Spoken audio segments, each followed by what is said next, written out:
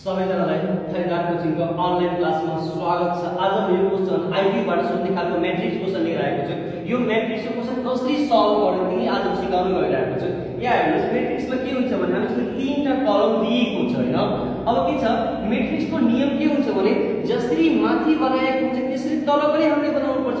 यहाँ हेर्नुस् यहाँ दिएको छ, यहाँ दिएको छ, यहाँ पनि दिएको छ, यहाँ दिएको छ, यहाँ दिएको छ, यहाँ पनि दिएको छ, यहाँ दिएको छ, यहाँ दिएको छैन। यो अप्सन ए बी र सी बाट हामीले एउटा सिलेक्ट गर्नुपर्छ। अब सिलेक्ट गर्ने कसरी त्यही म सिकाउन गइरहेको छु। के छ भने हेर्नुस् यो यहाँ 20 कसरी भएको छ। यहाँ हेर्नुस् 4 + 8 र पुनः फेरि 8 के हुन्छ 20 हुन्छ। हेर्नुस् 4 + 8 र फेरि यो के हुन्छ भने 8 भनेको 8 4 8 12 8 20 भयो। अब हेर्नुस् यो 2 नम्बरमा कसरी भएको छ 9 3 12 भयो। 9 + 3 के भयो 12 र पुनः फेरि यही 3 के भइहाल्छ भने यहाँ 15 हुन्छ। अब म्याट्रिक्समा के हुन्छ कि माथि जसरी बनाइएको छ तल पनि हामीले त्यसरी नै बनाउनु पर्छ। अब यहाँ हेर्नुस् के हुन्छ भने यहाँ 6 प्लस यो 6 कति भयो 12।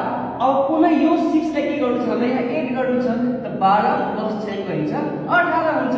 यहाँ अप्सन कुन म्याच गर्छ यो अप्सन बी मा के छ 18 भने यसको सही जवाब के हुन्छ 18 हुन्छ।